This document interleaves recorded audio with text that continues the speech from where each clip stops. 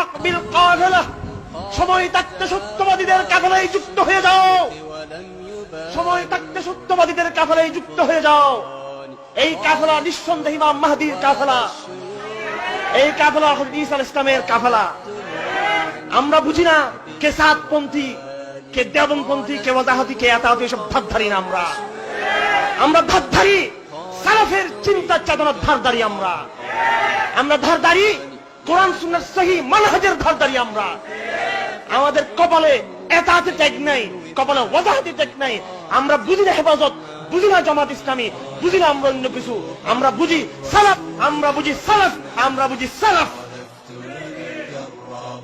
এই জন্য সময় থাকতে তোমরাও কাফেলাবদ্ধ হও, নয় ছিটকে পড়বে তোমরা, ছিটকে পড়বে তোমরা।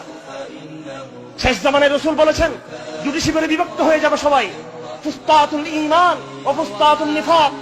একটি শিবির থাকবে ঈমানের শিবির, আরেকটি খিমা থাকবে মুনাফিকের, নেফাকের শিবির থাকবে, নেফাকের তাবু থাকবে।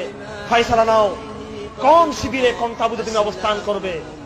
তুমি যখন ঈমানের তাবুতে অবস্থান করবে, কিছু পরীক্ষায় তুমি নিক্ষিপ্ত হবে, আশেপাশে তুমি আনসার পাবে না, কিন্তু জেনে রাখো এটা ঈমানের শিবির, ঈমানের তাবু। এটা নেফাকের তাবুতে জনসমর্থন পাবে, মানুষ পাবে, অনেক কিছু পাবে তুমি, কিন্তু সেটা ধূলিসাৎ হয়ে যাবে শেষ পরিণতি যে সেটা ঈমানের ঠিকানা নয়, সেটা নেফাকের ঠিকানা। সেটা তোমাকে ঈসা পর্যন্ত পৌঁছাবে না তোমাকে কখনো, সেটা তোমাকে দাজ্জাল দিকে তোমাকে নিয়ে যাবে। আমার এই কথাগুলো আমার কি আবেগ, ইমোশনের কথা, নাকি মহানবী সাল্লাল্লাহু আলাইহি ওয়াসাল্লাম যে ভবিষ্যৎবাণী করেছেন সেই ভবিষ্যৎবাণীর কথাই আমি আপনাদেরকে বলছি। সেই ভবিষ্যৎবাণীর কথা আব্দুল্লাহ আজ্জাম রাহমাতুল্লাহ তাআলা আলাইহি ডাক দিয়েছিলেন।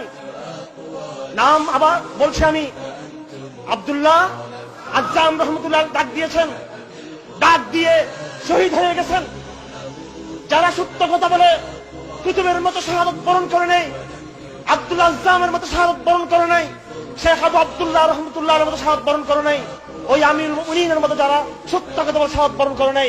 আব্দুল্লাহ আজ্জাম ডাক দিয়েছিলেন, আজ তোমাদেরকে সে ডাক দিচ্ছি, বলেন সবাই ইলহাক বিল কাফেলা,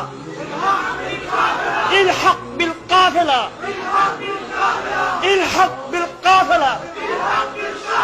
এসো কাফেলাবদ্ধ হই, এসো কাফেলাবদ্ধ হই, এসো কাফেলাবদ্ধ হই।